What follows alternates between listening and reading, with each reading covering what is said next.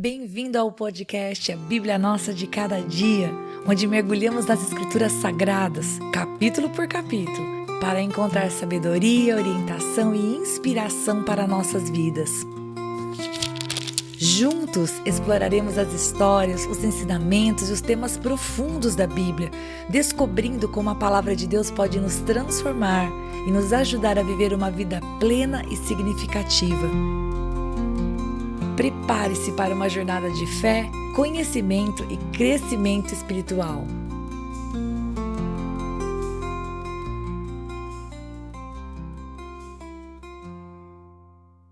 Que alegria ter você aqui novamente para nós meditarmos na palavra do Senhor. E hoje é dia de nós meditarmos em Êxodo capítulo 15. E por que é que esse capítulo é especial? Bom, ele é especial porque ele fala muito sobre o coração do povo e nós podemos perfeitamente enxergar o nosso coração nas atitudes daquele povo que estava recém começando a caminhar com o Senhor Deus como seu Senhor. E é interessante porque muitos de nós já caminhamos com Deus há algum tempo, não é verdade? Mas é muito fácil nós olharmos para essa escritura e pensarmos, acho que às vezes meu coração se comporta dessa maneira. E isso é um alerta. Se nós estamos ainda nos comportando como pessoas que caminham pouco tempo com Deus, acho que é o momento de nós revisitarmos os nossos conceitos. Porque nesse capítulo 15, nós vamos ver a alegria de receber um livramento, nós vamos ver a murmuração de passar por uma falta, a gente vai ver o buscar em oração, a gente vai ver a respeito de as pessoas terem de fazer algo para ver o milagre acontecer. E por último, o Senhor ensinar a eles o que eles poderiam fazer para ser abençoados. Tudo isso fazendo parte de um plano maior que já estava no coração de Deus, porque o Senhor Deus nunca, de maneira alguma, ele é pego de surpresa. O Senhor ele já tinha um plano, que era de limpar o coração do povo e forjar no seu povo realmente a bênção, né? Dar a eles a graça de escolher entre a bênção e a maldição. E ensinar para eles os estatutos, as leis, tirar o Egito de dentro deles, agora que eles já não estavam mais fisicamente no Egito. Então, logo no versículo 1, aliás, do versículo 1 até o versículo 18, o que nós vamos ver é um cântico que Moisés e os filhos de Israel cantaram ao Senhor. Eles cantaram porque estavam felizes, depois que eles passaram pelo Mar Vermelho, depois que eles viram o Senhor realmente fechar com as águas os inimigos e destruí-los, livrá-los de uma vez por todas. O coração do povo estava jubiloso. E é isso que eles fazem. Eles começam a cantar o Senhor. E era um cântico de vitória.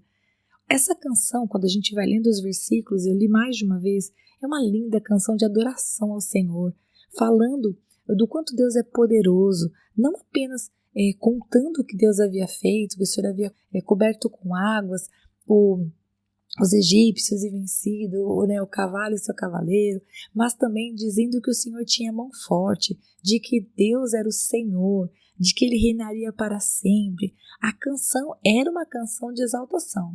Lendo esta canção, a impressão que dá é que o povo estava convicto de que Deus tinha todo o poder e de que eles podiam confiar plenamente do Senhor, porque se o Senhor estivesse com eles, tudo ia, vamos dizer assim, caminhar debaixo da bênção. Essa é a impressão. Esses primeiros 18 versículos é isso que a gente vê. Um povo grato, um povo cantando, um povo feliz. Mas nós vamos continuar a leitura e conforme nós vamos seguindo após o versículo 18, a partir do versículo 19, termina-se de cantar.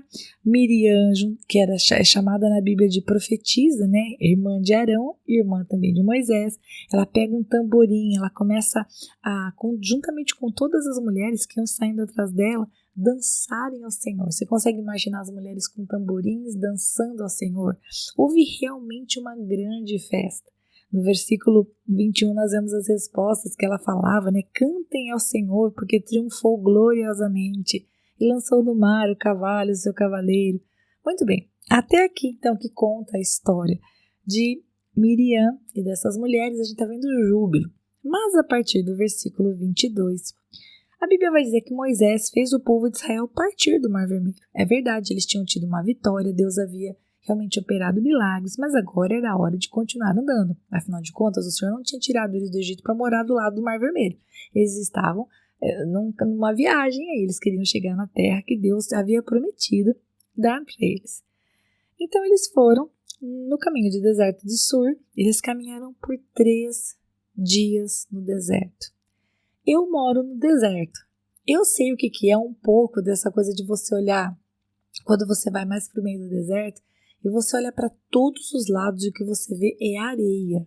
É areia, é areia. Malemar um arbustinho, é areia. Você não, a perder de vista o que tem é areia. Obviamente, não aqui onde eu moro, né, gente? Mas lá mais pro meio do deserto.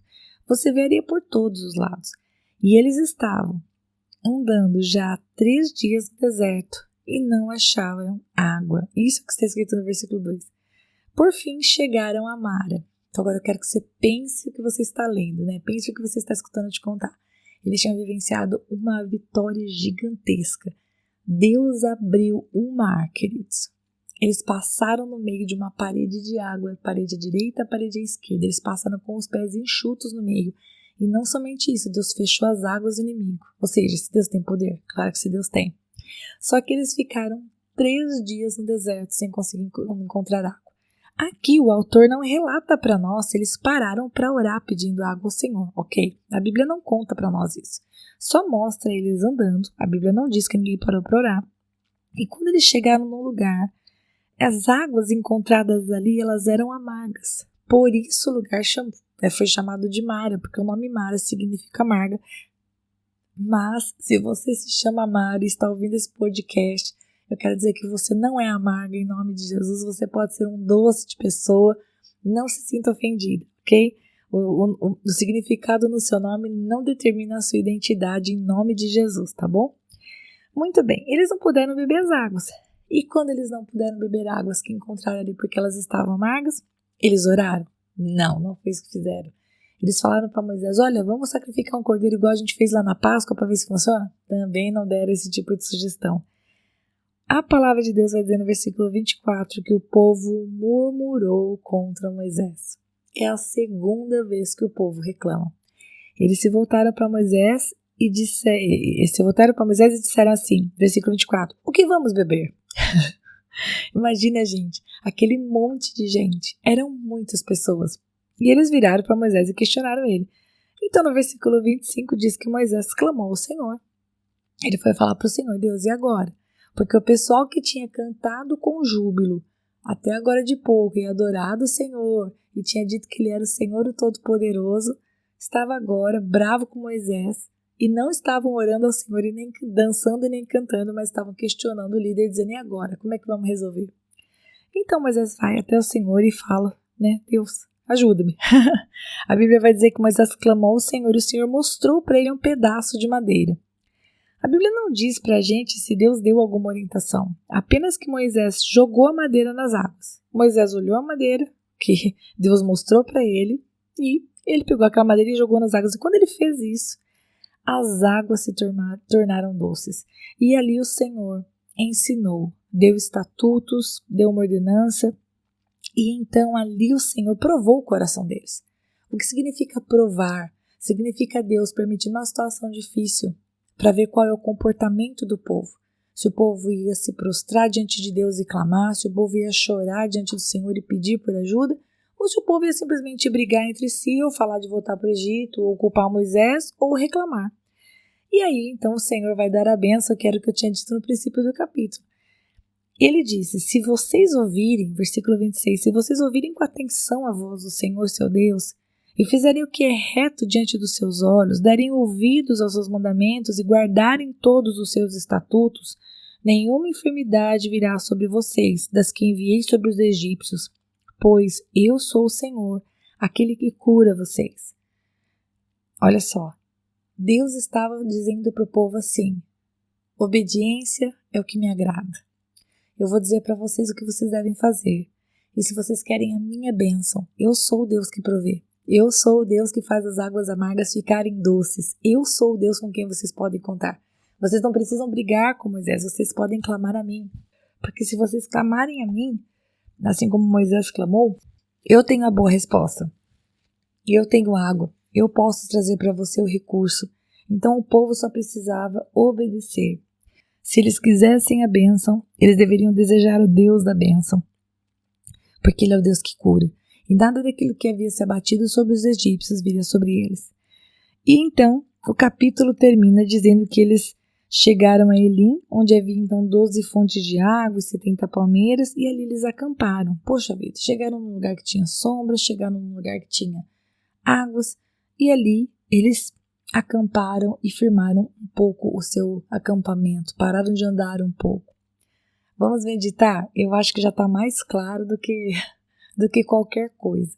Esse capítulo é muito interessante para mostrar o quanto nós podemos ser rápidos em esquecer o quanto Deus é o Deus Todo-Poderoso.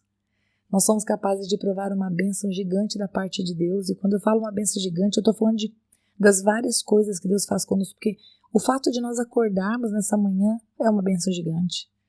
O fato de nós podermos levantar da nossa cama andando e ir até o banheiro escovar nosso dente é uma bênção gigante.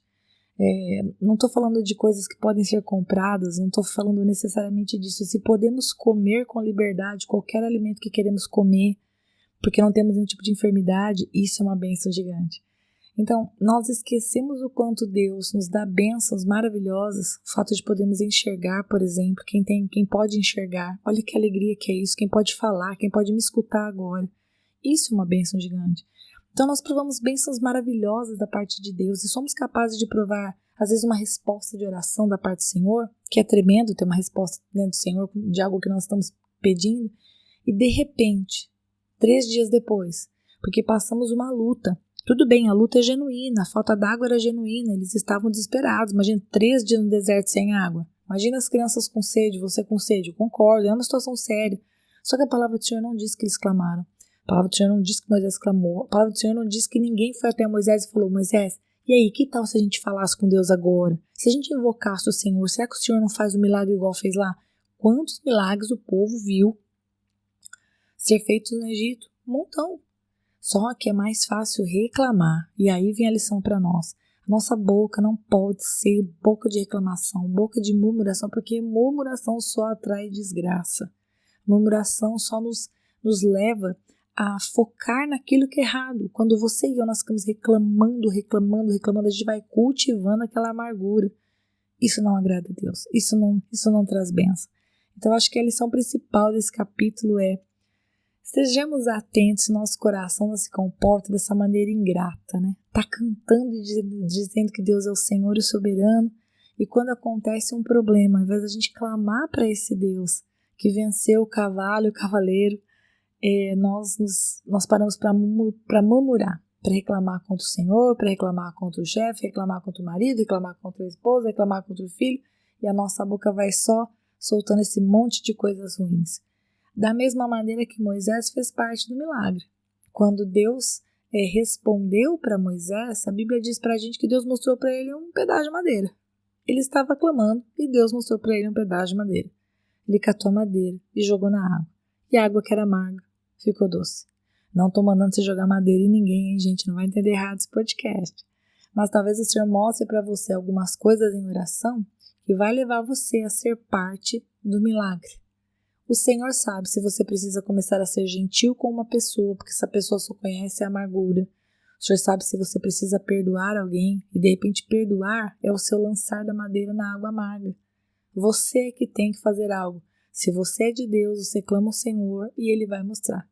E às vezes a nossa cabeça fica assim: ai, mas só eu vou fazer e o outro não vai fazer nada? Eu vou ficar igual o idiota fazendo tudo? O próprio Filho do Homem, ele não veio para ser servido, mas ele veio para servir e dar a sua vida em resgate por muitos. É o que diz Marcos 10, 45. Ou seja, se somos filhos de Jesus, se somos filhos de Deus, se somos realmente aqueles que queremos parecer com o nosso Mestre, é isso. É entregar-nos. É fácil? É dependência pura de Jesus. É todos os dias pedir ajuda dele para fazer as coisas da maneira dele. E quando a gente errar, a gente conta com o Senhor para nos ajudar a levantar e voltar para o caminho certo. Mas desistir não é uma opção. E se parecer com o inimigo, também não, porque nós somos embaixadores de Cristo. Nessa terra, você e eu somos luz para as pessoas que estão ao nosso redor. Ou então, não somos. E que em nome de Jesus sejamos, ok? Deus abençoe muito você. Até o próximo capítulo, se Deus quiser.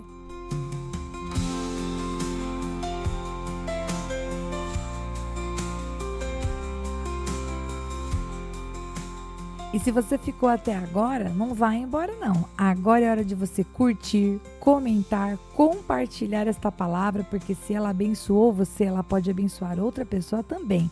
E lógico, se inscreva no canal, ative o sininho, assim você não perde os próximos episódios. Deus te abençoe e até lá!